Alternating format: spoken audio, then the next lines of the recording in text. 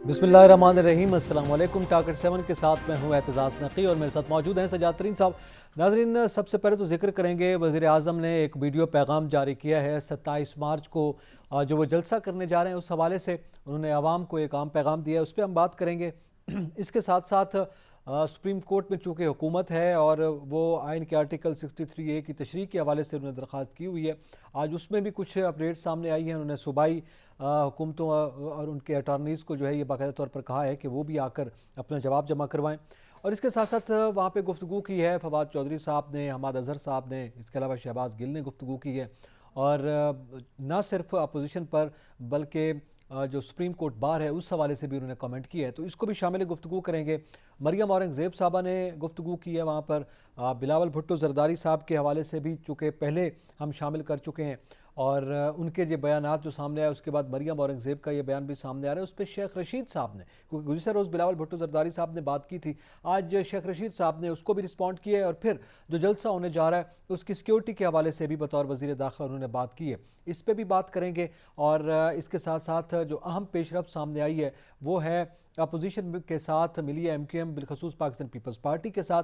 और ये खबरें ज़रा से सामने आ रही हैं कि उन्होंने उनकी चीज़ें फाइनलाइज हो गई हैं, सिर्फ उनकी अनाउंसमेंट बाकी है। ताहम आज जो है ये मरहला मुकम्मल हो गया है कि MQM जो है वो अपोजिशन का साथ ही देगी, तो इस पर भी बात करेंगे। चातरी साहब, सबसे पहले तो वज़ीर आज़म ने जो एक वीडियो पैगाम जारी किया है इस कौम के नाम, और उन्होंने कहा है कि अल्लाह ताला का ये हुक्म है कि आप बुराई के ख़िलाफ़ और अच्छाई के साथ खड़े हों, तो इसलिए 27 का जो जलसा है 27 मार्च को PTI की जानिब से उसमें भरपूर शिरकत की जाए। ये वीडियो पैगाम जो उन्होंने कौम के नाम जारी किया है कि सब के सब आएँ और अच्छाई के साथ खड़े हों और बुराई के ख़िलाफ़ खड़े हों, क्या इस वक्त होने जा रहा है? बिलखसूस सियासी फ्रंट पे तो हम बात करते हैं, ये एक वज़ीर आज़म जो हैं वो जलसा भी कर रहे हैं, उस पर अपने सवालात हैं, फिर वो कौम को ये पैगाम भी जारी कर रहे हैं, तो क्या ये पैगाम के बिटवीन द लाइंस क्या पैगाम है? अच्छा, पहले तो मैं आपको अर्ज़ करूँ नकी साहब के गुज़िश्ता 3 सालों के दौरान मजहबी कार्ड जो है, मज़हब का जो कार्ड है, वो जो इतना इस्तेमाल किया गया है, शायद पाकिस्तान में 77 में एक निज़ाम मुस्तफ़ा तहरीक चली थी, उस वक्त भुट्टो साहब के ख़िलाफ़, तो इसी तरह का कार्ड इस्तेमाल किया गया था। अब वो मजहबी कार्ड यूज़ किया गया। अब प्राइम मिनिस्टर ने जा कहा है कि अल्लाह का हुक्म है, इसमें कोई शक नहीं कि अल्लाह का हुक्म है कि अच्छाई के साथ खड़े रहो, लेकिन अच्छाई का मयार अपने अपने हिसाब से है। अपोजिशन वाले कहेंगे कि हम अच्छाई पर हैं और वज़ीर आज़म कहेंगे कि हम अच्छाई पर हैं, इसका फ़ैसला कौन करेगा? अब इसका फ़ैसला इस तरह होगा कि जो लोग ये समझेंगे कि अपोजिशन अच्छाई पर है वो अपोजिशन के साथ खड़े होंगे, और जो लोग ये समझेंगे कि प्राइम मिनिस्टर जनाब इमरान खान नियाज़ी साहब जो हैं वो अच्छाई पर हैं, तो वो उनके साथ खड़े होंगे। ये बाकायदा डिवीज़न हो जाएगी। और अगले देखें, एक तो लोगों को उसमें, मेरे ख़्याल में लोगों के दरमियान डिवीज़न करने की ज़रूरत नहीं है। आवाम के ये जलसा करने की भी मेरे ख़्याल में ज़रूरत नहीं थी। प्राइम मिनिस्टर हैं, ठीक है, वो कर रहे हैं, करें जलसा भी, लेकिन ये फ़ैसला होना है पार्लिमान के अंदर। पार्लिमान के अंदर अपोजिशन ने एक तहरीक अदम एतमाद पेश की हुई है।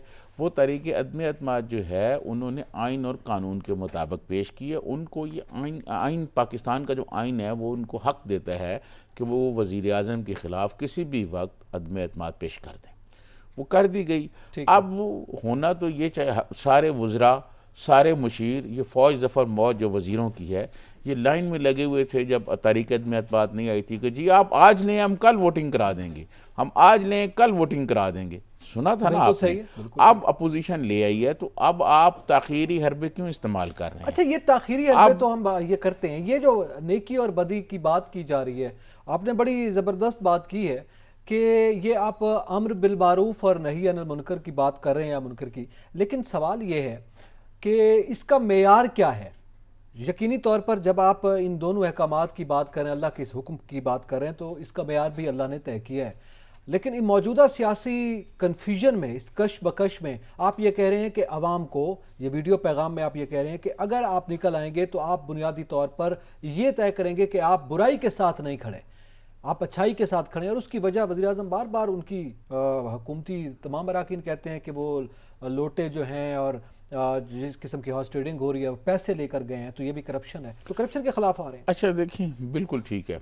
3 साल से 3.5 साल हो गए हैं इस हुकूमत को आए हुए। FIA इनके पास है, NAP इनके पास है, सारे इदारे इनके पास हैं, है ना जी। जी तो क्यों नहीं आखिर इन्होंने उन्होंने अगर करप्शन की, कोई दौलत लूटी और वो दौलत लूट कर अगर कोई कहीं जमा की है तो उसके सबूत अदालत में ला के देते और उनको सजाएं देते। जितने लोग पकड़े गए हैं, प्रेसिडेंट आसफ अली जरदारी से लेके मियाँ नवाज शरीफ, शहबाज शरीफ, शाहिद खाकान अब्बासी, ख्वाजा आसफ, खुर्शीद शाह, राना सनाउल्लाह खान, वो मंशियात केस में थे, ये और बहुत सारे लोग, शाहिद खाकान अब्बासी, एहसन इकबाल, ये सारे लोग जो पकड़े गए, किसी अदालत में इनके खिलाफ कोई केस साबित हुआ? किसी के खिलाफ कोई केस साबित नहीं हुआ। मियाँ नवाज शरीफ को जिस केस में सज़ा हुई वो भी आपको पता है, जज में बाद में वीडियो आ गई और बहुत सारी चीज़ें आ गई, वो खुद फैसला मुतनाज़ा हो गया है। तो ये सारी चीज़ें, और फिर प्राइम मिनिस्टर का ये कहना, वो तो मुसावी का भी अब आ गया, प्राइम मिनिस्टर जी वो आ गया, कल हमने डिस्कस किया। अब प्राइम मिनिस्टर जनाब इमरान खान नियाजी साहब ये कहते हैं कि हॉर्स ट्रेडिंग हो रही है और पैसे दिए जा रहे हैं, और 16 करोड़ रुपए। कल आपको याद है हमने एक खातून को लिया हुआ था जिसने कहा, नुसरत वाहद ने, कि जी मुझे 16 करोड़ की ऑफर हुई, तो मैंने पूछा किससे हुई, तो उसने नाम नहीं बताया। मैंने कहा कोई सबूत है तो आप वो सबूत दें। देखें, प्राइम मिनिस्टर इमरान खान ये कहते हैं कि वो लोग 16 करोड़ रुपए, और मुशीर ये कहते हैं कि पैसे लेके वो जा रहे हैं, वोट दे रहे हैं। तो क्या आपके पास कोई सबूत है? अब दूसरी जानिब देखें कि वो लोग जो प्राइम मिनिस्टर इमरान खान के मुखालफ हो गए हैं और वोट उनको नहीं देना चाहते, वो लोग कुरान पे हाथ रख के, जी किसी मुसलमान के लिए सबसे बड़ी जो कोई मुकद्दस किताब है वो कुरान पाक है जी, कुरान पाक पे हाथ रख के वो लोग ये कह रहे हैं कि हमने कोई पैसे नहीं लिए, ना हमारा इससे कोई ताल्लुक है, हम तो मुल्क के बेहतरीन मफाद में चाहते हैं कि हमने ये फैसला किया है, वो हल्फ दे रहे हैं, गुर्बत है, बेरोजगारी है, वो हल्फ दे रहे हैं जी। तो अब आप उनको ये कहें कि जी उन्होंने पैसे लिए हैं। वजिया कमर साहबा ने एक निजी टीवी चैनल शो में बाकायदा लाइव जो है वो कुरान पाक हाथ में उठाया, उसे खोला, दिखाया और उस पर हाथ रखकर कहा कि ये मुझ पर झूठा इल्ज़ाम लगाया गया, मैंने कोई पैसे नहीं लिए। इसी तरह हल्फ उठा रहे हैं राजा रियाज साहब भी, बाकी भी। तो चलें, वो तो उस पर वो करते हैं, लेकिन एक तो ये है कि वो हल्फ दिए जा रहे हैं, और मजहबी कार्ड का भी आपने कहा वो अपनी जगह पर है। सियासी तौर पर 27 मार्च का जलसा है PTI का, मेरे ख्याल में 26 का मौलाना फजलुर रहमान ने कहा है, और फिर 26 से वो भी चल रहे हैं, नून लीग वाले, महंगाई मार्च उनका आ रहा है 27-28 को वो यहाँ पहुँचेंगे। ये हर तरफ से जलसों की सूरत हाल जो है पैदा हो गई। चूँकि वज़ीर आज़म ने अनाउंस किया तो अपोजिशन ने भी कर दिया है। अब एक जंग क्या पार्लियामेंट के अंदर होगी और एक जंग पार्लियामेंट के बाहर होगी, क्या क्या सूरत हाल पैदा होगी? देखें, मैं आपको अर्ज़ करूँ, जिस किस्म के डंडे और कीलें और वो चीज़ें उनकी वीडियो बना के जारी की जा रही है और मीडिया पे चीज़ें आ रही हैं, मैं समझता हूँ कि पाकिस्तान जो है, इससे पाकिस्तान को नुकसान होगा, जमहूरियत को नुकसान होगा। इसको रोकना चाहिए। हुकूमत जो है, हुकूमत को जलसे नहीं करने चाहिए, हिकमत अमली बनानी चाहिए। जब से हुकूमत जनाब प्राइम मिनिस्टर इमरान खान नियाजी साहब के ख़िलाफ़ जब से अदम एतमाद की तारीख पेश हुई है, उसके बाद आज तक, अभी जब तक हम प्रोग्राम करें इस वक्त तक हुकूमत की जानिब से कोई संजीदा हिकमत अमली सामने नहीं आई। हुकूमत के जो इत्तेहादी हैं चौधरी साहबान, उन्होंने ख़ुद ये बताया कि MQM वाले हमारे पास आए थे तो उन्होंने कहा कि प्राइम मिनिस्टर ने कोई बात नहीं की, वो ऐसे लगता है चाय पीने के लिए आए थे। फिर चौधरीज़ ने भी ये कहा प्राइम मिनिस्टर उन लोगों के पास गए, लेकिन उनको ये नहीं कहा कि हमें अदम एतमाद में आपने साथ देना है, हमारे साथ खड़े होना है। कोई बात नहीं हुई। प्राइम मिनिस्टर ने वो तो इत्तेहादी हैं, अपने लोगों को क्या कह रहे हैं ये? शायद वज़ीर आज़म आम माफ़ी की कभी बात करते हैं और उनको शादी वगैरह से डराने की, उनके बच्चों की शादियां नहीं होंगी वो बात करते हैं। उनकी जो वज़रा ब्रिगेड है वो जिस नौयत की ज़बान इस्तेमाल कर रहे हैं, इससे बजाय इसके कि अपने अराकीन जो नाराज़ थे उनको करीब करने के, उनको मज़ीद दूर किया गया है। देखें, ये हिकमत अमली सामने अभी तो अपोजिशन के लोग ये बता रहे हैं कि अभी तो इनके वो 14-15 तो सिंध हाउस में बैठे हुए हैं, जो इनके साथ हैं बहुत सारे लोग, वो भी इनको वोट नहीं करेंगे। मुल्तान से एक MNA हैं इनके अपने ही, वो रात को गिलानी साहब के पास बैठे हुए थे, यूसुफ रज़ा गिलानी साहब के पास, और वो यूसुफ रज़ा गिलानी साहब को कह रहे थे कि सर मुझे आप बताएं, मैं आपके साथ हूँ, बस इलेक्शन वाले दिन मैं आपको वोट दे दूँगा। ये अनाउंस ना किया जाए, ये है सूरत हाल बनी हुई। तो ये सूरत हाल है। अब अच्छा, ये इसी नौयत की खबरें इत्तेहादियों की भी आ रहे हैं, वो भी हम डिस्कस करते हैं। लेकिन इसके साथ साथ जो एक जानिब ये है, एक जानिब आपने अदलिया को इन्वॉल्व किया है, उस पर भी बात करते हैं, इदारों की बात भी है, और जलसे जुलूस भी हो रहे हैं। सियासी सूरत हाल का ये आलम है, और कहा क्या जा रहा है दोनों जानिब से, इसका जिक्र करेंगे एक ब्रेक के बाद। हमारे साथ रहिएगा।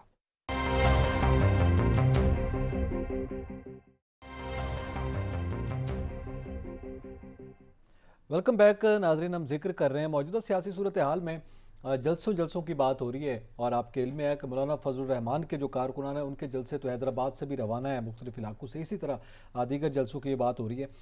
सयातरीन साहब, अब जाहिर है आइंदा 2 रोज़ बड़े अहम हैं जलसों के हवाले से। उसके बाद फिर यकीनी तौर पर फिर पार्लियामेंट में भी और तशरीह वाला मामला भी आएगा।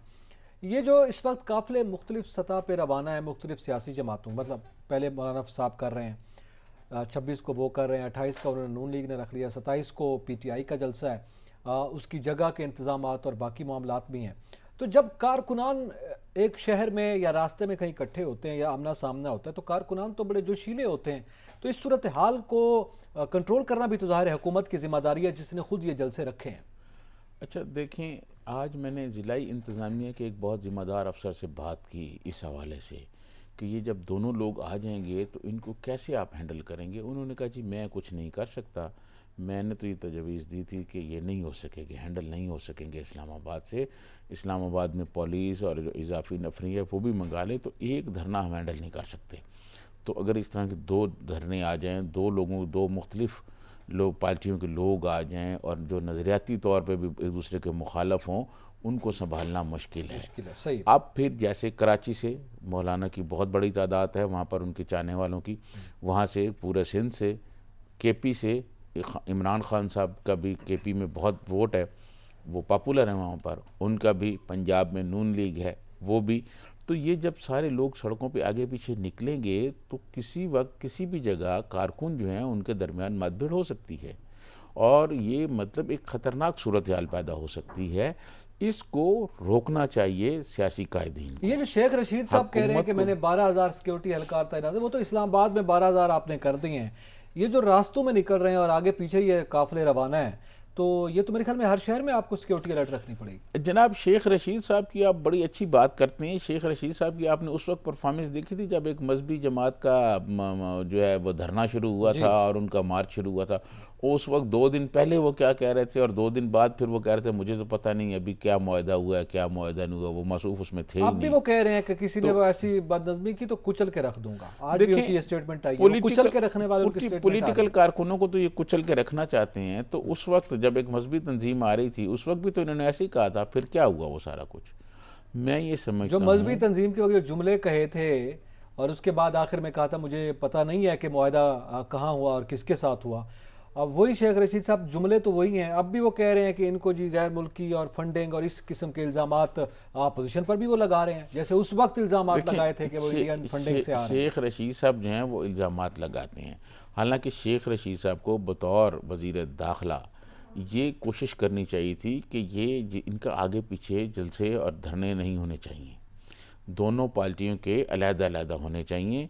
इसमें बहुत ज़्यादा इसमें ख़तरा मौजूद है कि मुख्तलिफ़ पॉलिटिकल पार्टियों के कारकुनों के दरमियान मतभेड़ शुरू हो सकती है, और वो मतभेड़ जो यहाँ शुरू होगी वो गली मोहल्ले में जा सकती है। देखें शेख रशीद साहब जो हैं वो बड़ी बड़ी बातें करते हैं। आज उन्होंने एक और बात भी की, उन्होंने कहा जी कबल अज़ वक्त इंतखाबात जी, वो भी उन्होंने कहा कि कबल अज़ वक्त इंतखाबात जो हैं वो ऑप्शन मौजूद है, और साथ उन्होंने कहा कि अपोजिशन के पास अगर हमारे लोग हैं तो हमारे पास भी अपोजिशन के लोग हैं। अब देखें पहले तो बात यह है कि कबल अज़ वक्त इंतखाबात अब प्राइम मिनिस्टर के हाथ में नहीं रहे। कबल अज़ वक्त इंतखाबात प्राइम मिनिस्टर के हाथ में उस वक्त थे जब प्राइम मिनिस्टर के खिलाफ तारीख अदम एतमाद नहीं आई थी। वो असम्बली तोड़ सकते थे, उस वक्त असम्बली तोड़ के नए इलेक्शन अनाउंस करते थे। अब वो ऑप्शन ख़त्म हो गया है। अब प्राइम मिनिस्टर के पास एक ऑप्शन है कि वो रिज़ाइन कर दें, अपनी पार्टी का कोई और बंदा मुंतखब कराए, फिर देखी जाए कोई आगे फैसला होता है इंतखाबात कब होते हैं कब नहीं। अच्छा, अब दूसरी बात, कबल अज़ वक्त इंतखाबात ये एक समझ लें आप ऑफ़र तो कर रहे हैं लेकिन आपके पास ऑप्शन नहीं है। अपोजिशन को भी ये पता है कि अब इनके पास वो ऑप्शन रहा ही नहीं कबल अज़ वक्त इंतखाबात, और ना तलखी इतनी हो गई है हुकूमत और अपोजिशन के दरमियान कि अब अपोजिशन और हुकूमत साथ साथ नहीं बैठ सकते। और आपको याद होगा प्राइम मिनिस्टर इमरान खान ने तो ये कहा कि जो मर्जी हो जाए मैं शहबाज शरीफ के साथ नहीं बैठूंगा। आज शहबाज शरीफ साहब ने भी कहा कि वो भी नहीं बैठे। फिर आप मुझे बताएं ये फिर कैसे मुमकिन है कि कबल अज़ वक्त इंतखाबात पे कोई बातचीत हो सके? वो नहीं होगी। अब प्राइम मिनिस्टर इमरान खान जो हैं वो अपने उस पर हैं कि जी मैं जलसा करूँगा, और उन्होंने ये कहा कि मैं सरप्राइज़ दूँगा। सरप्राइज़ उनके पास जो है वो भी आ जाएगा सामने, कोई दूर नहीं है। ये जो बात करते हैं ना शेख रशीद साहब कि जी हम इनको कबल अज़ वक्त इंतखाबात, ये कोई ऐसी बातें नहीं है। बंदू वाली बात जो शेख साहब कर रहे हैं, मैं उस पे आ रहा हूँ। अब देखें, अगर जो अपोजिशन के पास बंदे थे उन्होंने मीडिया भेजा ना, वहाँ मीडिया गया और मीडिया वालों ने जाके लोगों को दिखाया, उन लोगों के बयानात भी सुनाए और उन लोगों को टीवी पर भी लाए प्रोग्रामों में।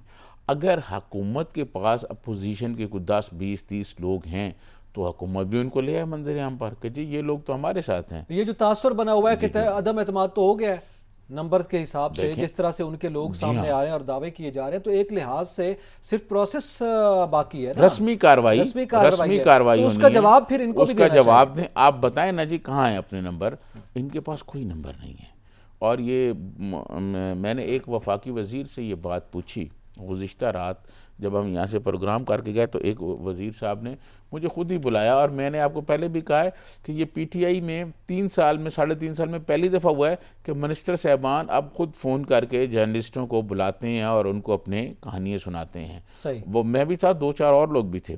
तो उन्होंने मिनिस्टर साहब ने ये, मैंने कहा जी कौन सा ऐसा कार्ड्स है प्राइम मिनिस्टर के पास, कौन सा ऐसा यक्का है जो वो फेंकेंगे और सारी चीज़ें उल्टा के रख देंगे? उन्होंने कहा जी इसका तो हमें भी नहीं पता, लेकिन प्राइम मिनिस्टर ये कह रहे हैं। मैंने कहा देखें बात ये, हम गुफ्तगू करते हैं दस्तयाब हालात और मालूमात पर।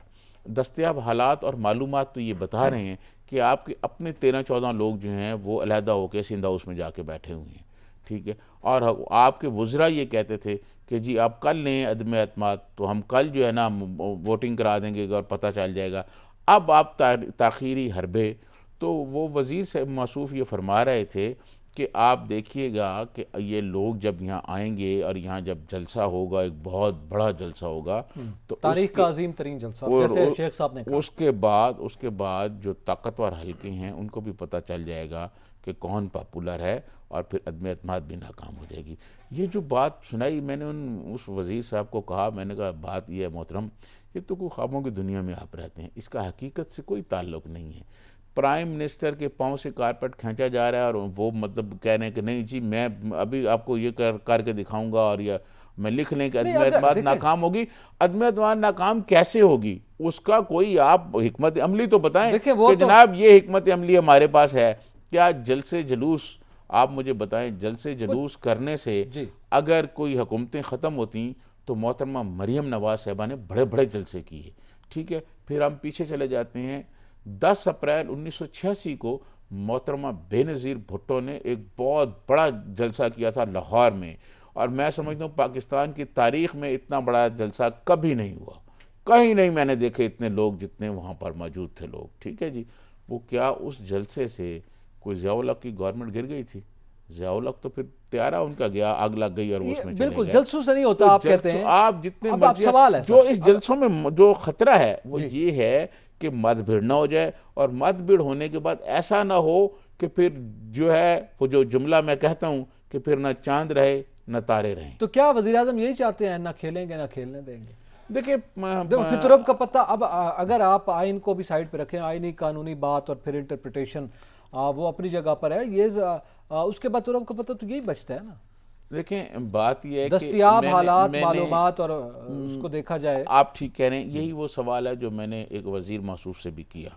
मैंने उसे कहा कि आप प्राइम मिनिस्टर जो सूरत हाल इस तरफ लेके आ रहे हैं, इससे तो फिर ऐसे लगता है ना चांद होगा ना तारे रहेंगे।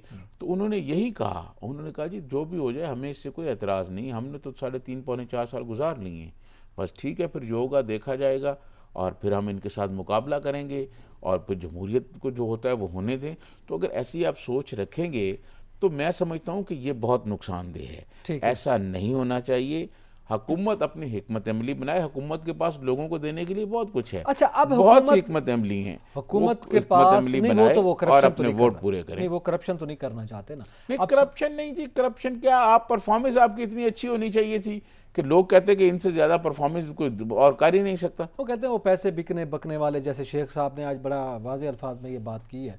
अब थोड़ी सी इत्तेहादियों की भी बात करेंगे, लेकिन उससे पहले ये जो इदारों के साथ भी लड़ाई, अपोजिशन के साथ भी आपकी लड़ाई, कल वज़ीर आज़म ने अपनी सियासी कमेटी में भी कह दिया कि इत्तेहादियों से भी रब्ते ना करें, नाराज़ लोगों से भी रब्ते ना करें। अब लड़ाई है एक लिहाज से।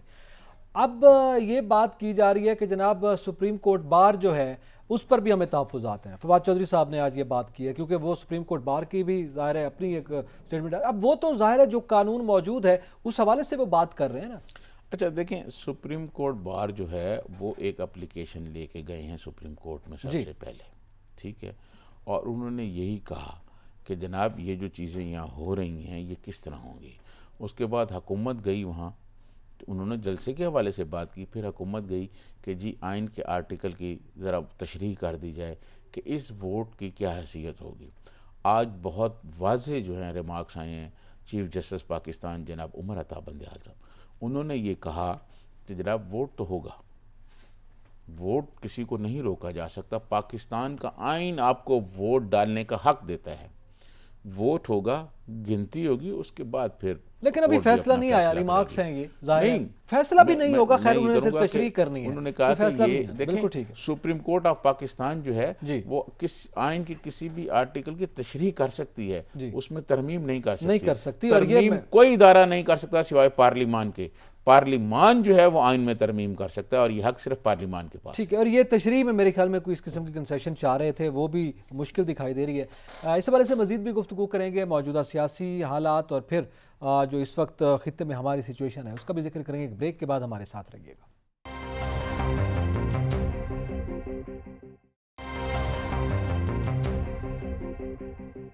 Welcome back. ज़रा जिक्र करते हैं कि आज अपोजिशन की क्या सूरत हाल है और क्या मुलाकातें हुई हैं। इसमें आपके इल्म में है कि MQM और पीपल्स पार्टी की मुलाकात हुई है। ख़बर ये ज़राए से आ रही है कि MQM ने फाइनली अपोजिशन का साथ देने का फ़ैसला भी कर लिया है, लेकिन वो ये कह रहे हैं कि वो उसी दिन जिस दिन वोटिंग होगी उसी दिन वो सामने आ जाएंगे। पहले अनाउंसमेंट क्यों नहीं की जा रही? देखिए, मैं आपको अर्ज़ करूं कि कुछ वजूहात हैं जिसकी वजह से वो ताख़ीर कर रहे हैं। चौधरीज़ भी अभी तक नहीं किया, GDA के कुछ लोग हैं, ये सारे लोग प्रेसिडेंट आसफ़ अली ज़रदारी के राब्ते में हैं और ज़रदारी साहब इनको इशारा करेंगे तो ये अनाउंस कर देंगे। अब कोई ऐसा मसला नहीं रहा, ये सारे मामलात चौधरी से भी तय हो गए हैं और इनसे भी तय हो गए हैं, अपना MQM वालों से भी। अब ये ऐसी कोई बात नहीं है कि ये कहीं इधर उधर जाएं, ये अदम एतमाद की अब सिर्फ रस्मी कार्रवाई होनी है। अब ये स्पीकर साहब जब चाहेंगे कराएंगे। अगर हुकूमत के पास सारे कार्ड्स हैं तो फिर चाहिए उनको, ठीक है, मंडे को करा दें, जुम्मे को इजलास बुलाएं और मंडे को फिर करा दें। 3 दिन बाद उस पर वोटिंग हो जाएगी तो पता चल जाएगा कि ये तो अपनी जगह पे है ना कि वो उसमें करेंगे। अब वो वजूहात क्या हैं सर? क्या कोई ख़तरा है इत्तेहादियों को, या इस खौफ से कि जैसे कैंपेन चली है खुद उनके नाराज़ अरकान के ख़िलाफ़ वो इनके ख़िलाफ़ न चल जाए, या उस दिन कोई सूरत हाल बदल सकती है? इस हवाले से मामला नहीं, कोई सूरत हाल नहीं बदल सकती। इत्तेहादियों ने मतलब मैंने बहुत पहले आपको प्रोग्राम में एक बात बताई थी कि इत्तेहादी बिल्कुल आखिरी टाइम पर भी फ़ैसला कर सकते हैं।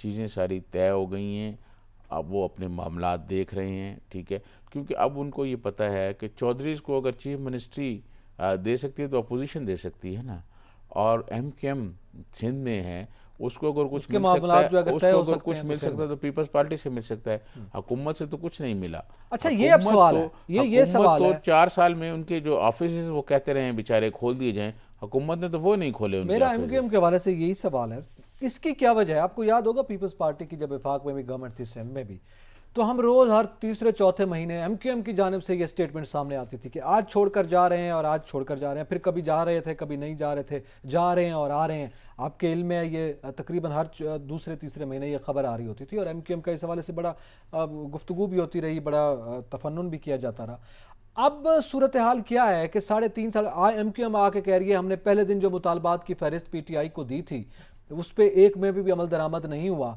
लेकिन ये 3.5 साल में कभी ऐसा नहीं हुआ कि उन्होंने कहा हम हुकूमत छोड़ के जा रहे हैं, इत्तेहाद से पीछे हट रहे हैं, ये खामोशी से बैठे रहे हैं। और अब इनको याद आया कि जनाब वो हमारे मुतालबात तो तस्लीम नहीं हुए, तो अब वो पीपल्स पार्टी के पास गए हैं, चलो उनको एक ऑप्शन मिला है। तो ये तो बड़े खामोशी से इस दौरे हुकूमत में बैठे हैं। मैं आपको अर्ज करूँ कि तारीख में जो वाक़यात होते हैं आदमी उनसे सीखता है। माजी में जो वाक़यात हुए उसी किस्म के वाक़यात अगर आज हो रहे हैं तो इसका मतलब ये नहीं है कि आज के हालात भी उसी किस्म के हालात हैं। वाक़यात उसी किस्म के हो सकते हैं तारीख़ में, लेकिन ऐसा नहीं होता कि हालात भी उसी। आज हालात चेंज हैं। हालात चेंज ये हैं कि उस वक्त MQM पर वो दबाव नहीं था। वो पीपल्स पार्टी के ज़माने में किसी किस्म का कोई दबाव नहीं था। वो नाराज़ होते थे, फिर मरहूम रहमान मलिक साहब जाते थे लंदन में, वो बातचीत करते थे और फिर वहाँ से ऐलान होता था कि जी हम भाई भाई हैं, और वो आ जाते थे। सही। इन 4 सालों में उन पर एक दबाव रहा है। ये ऐसा दबाव रहा है कि वो सांस नहीं निकाल सके, उनके ऑफिस नहीं खुले, लेकिन वो बोल नहीं सके। बहुत तवील अरसा के बाद, इस हुकूमत में रहने के बाद, 2-2.5 साल के बाद जाके खालिद मकबूल सिद्दीकी साहब ने एक दिन कहा कि फ़रोग़ नसीम साहब जो हैं वो MQM के कोटे पे वज़ीर नहीं हैं, हमें नहीं पता वो किसके कोटे पर हैं। फिर उन्होंने जिन शराइत पर वो हुकूमत के साथ आए थे, एक तो उन पर दबाव था, एक उनकी शराइत थी।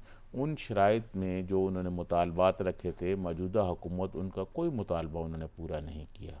उनको एक और वजारत देनी थी, वो नहीं हुआ। उनके 90 और बाकी जो ऑफिस सील थे वो खोलने थे, वो नहीं हुए। और उनसे बहुत सारी बातें की गई थी, कराची के फ़ंड्स के हवाले से बातें की, वो कुछ नहीं हुआ। तो अब वो बिल्कुल मायूस हो गए हैं, और वो जो एक दबाव था उन पर वो भी कम हो गया है, क्योंकि 3.5 साल से ज़्यादा अरसा गुजर गया है। अब ज़ाहिर है आखिरी साल की तरफ जा रहे हैं लोग, तो वो जो एक दबाव था, एक प्रेशर था, जिसकी वजह से वो एक जगह पर रुके हुए थे, अब वो नहीं है।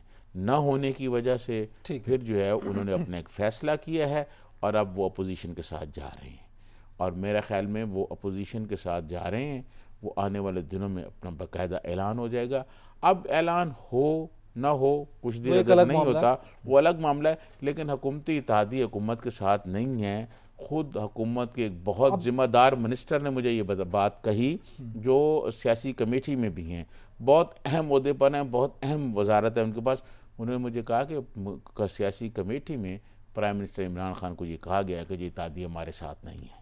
ठीक है, तो जब इत्तेहादी भी आपके साथ नहीं है, 14 लोग वो भी आपके उधर बैठे हुए हैं, तो आपके पास कहाँ से लोग पूरे होंगे? चले, ये तो लोग पूरे नहीं होंगे, ये तो एक होना है। वो तुरब का पत्ता भी देखा जाएगा आने वाले दिनों में। अब जाहिर है 26 तारीख और 27 तारीख जो है वो बड़ी अहमियत अख्तियार कर गई है इस सूरत हाल में, और दूसरी जानब से वो ज़ाहिर तशरीह भी आ जाएगी। अब सवाल ये है कि जो चौधरी निसार की खबरें आना शुरू हुई, वो आपके इल्म में उन्होंने कहा था कि जनाब मैंने बड़े तवील अरसे से रोज़ा रखा हुआ है, अब अफ्तार का वक्त आ गया। अपने हल्के में वो गुफ्तगू कर रहे थे, अपने लोगों से कर रहे थे। तो अब क्या, किस नौयत की उनकी अफ्तारी है? एक तो ये तासुर लिया जा रहा है कि वो हुकूमत के साथ या PTI के साथ मिलने जा रहे हैं। नून लीग के वाले से मियाँ शहबाज शरीफ ने ये तक कह दिया है कि उनकी अपनी मर्जी है, उनका अपना प्लान है, जो भी हो सकता है। ठीक है, हम उनको कुछ नहीं कह सकते। तो नून लीग तो नहीं है साथ, ये तो देखिए, मैं आपको अर्ज करूँ कि चौधरी निसार अली खान की और मियाँ शहबाज शरीफ की बहुत दोस्ती है, ठीक है, और वो मिलकर बहुत सारे उन्होंने प्रोग्राम भी बनाए। और पीपल्स पार्टी की हुकूमत जो थी, उसको जो 18 में वो इलेक्शन हुए, वो 8 से 13 वाली हुकूमत में, उसमें जो कुछ होता रहा, फिर वो जिस तरह नून लीग आई, उसमें बहुत सारा चौधरी निसार अली खान का रोल था। अब चौधरी निसार अली खान क्या ऐसी जमात में चले जाएंगे? चौधरी निसार अली खान भी 1985 से सियासत में हैं जी, मेंबर हैं पार्लियामेंट के। एक आधी दफ़ा दरमियान में इलेक्शन हारे हैं, वरना मुसलसल बनते हैं। आप मुझे बताएं, क्या चौधरी निसार अली खान जो हैं वो ऐसी जमात में शामिल हो जाएंगे जिनके अपने लोग छोड़ रहे हैं? और इस वक्त जबकि बड़े बड़े ओहदों तो की उनकी अफ्तारी भी अभी तक मुहिम है ना, वो अफ्तारी की कहाँ करने जा रहे हैं? चौधरी निसार अली खान किस अफ्तार पार्टी में जाएंगे? अगर चौधरी निसार अली खान, एक फ़र्ज़ कर लेते हैं, चौधरी निसार अली खान कल ये अनाउंस भी कर देते हैं प्राइम मिनिस्टर के साथ आके, या जलसे में आके अनाउंस करते हैं, तो मेरा नहीं ख्याल कि चौधरी निसार अली खान को इतना इम्पैक्ट डाल सकेंगे जिस तरह की सूरत हाल गवर्नमेंट को है, और जिस सूरत हाल का हुकूमत को सामना है, उस बहरान से चौधरी निसार अली खान भी नहीं निकाल सकेंगे, चाहे जो भी सूरत हाल सामने। इसी के साथ ही आज के लिए इतना ही। पीर को हाजिर होंगे नए तबसरों और तज्जियों के साथ। एतजाज़ नकीर से जाते हैं, इनको इजाज़त दीजिए। अल्लाह हाफ़िज़।